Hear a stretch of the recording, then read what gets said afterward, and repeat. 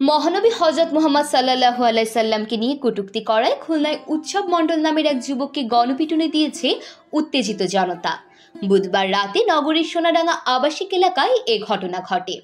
পিটুনিতে যুবক নিহত হওয়ার তথ্য প্রকাশ হলেও আইন শৃঙ্খলা বাহিনীর একটি সূত্র জানিয়েছে যুবকটি মারা যায়নি। আশঙ্কাজনক অবস্থায় তাকে চিকিৎসা দেওয়া হচ্ছে।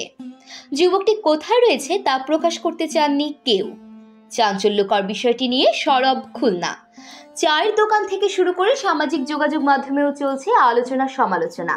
বিষয়টি নিয়ে সামাজিক যোগাযোগ মাধ্যমে খুলনার গণমাধ্যম কর্মী হাসান হিমালয় লেখেন, প্রিয় মানুষকে অনুকরণ এবং অনুসরণের মাধ্যমে ভালোবাসা প্রকাশ ঘটে।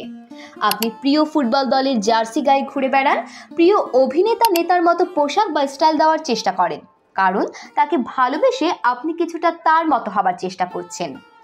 এখন আপনি তাকে ভালোবাসেন, কিন্তু তিনি উত্তরে যেতে বললে আপনি দক্ষিণে যান, থামতে বলে দৌড়ানো শুরু করেন। এটা ভালোবাসা? মহানবী হযরত মুহাম্মদ সাল্লাল্লাহু আলাইহি ওয়াসাল্লামের প্রতি মহব্বত ভালোবাসার প্রকাশভঙ্গি তো তাকে অনুসরণের মাধ্যমে প্রকাশ পাওয়া উচিত। ইসলামী খেলাফত প্রতিষ্ঠার পর আইন নিজের হাতে তুলে নেওয়া, রাষ্ট্রীয় সিদ্ধান্ত বা বিচার ছাড়া কাউকে হত্যার অনুমতি রাসূল সাল্লাল্লাহু আলাইহি ওয়াসাল্লাম কাউকে দিয়েছেন?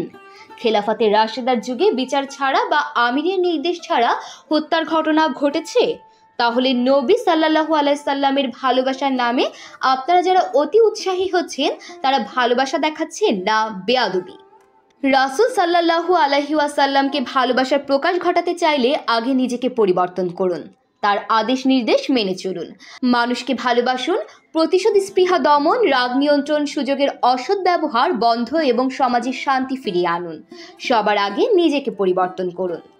শত ছাত্র জনতার রক্তের বিনিময়ে দেশে একটা পরিবর্তন এসেছে। আপনাদের অতি উৎসাহী ভূমিকায় সেটা নষ্ট হলে সবাইকে ভুগতে হবে। আল্লাহ আমাদেরকে হেদায়েত দান করুন, আমিন।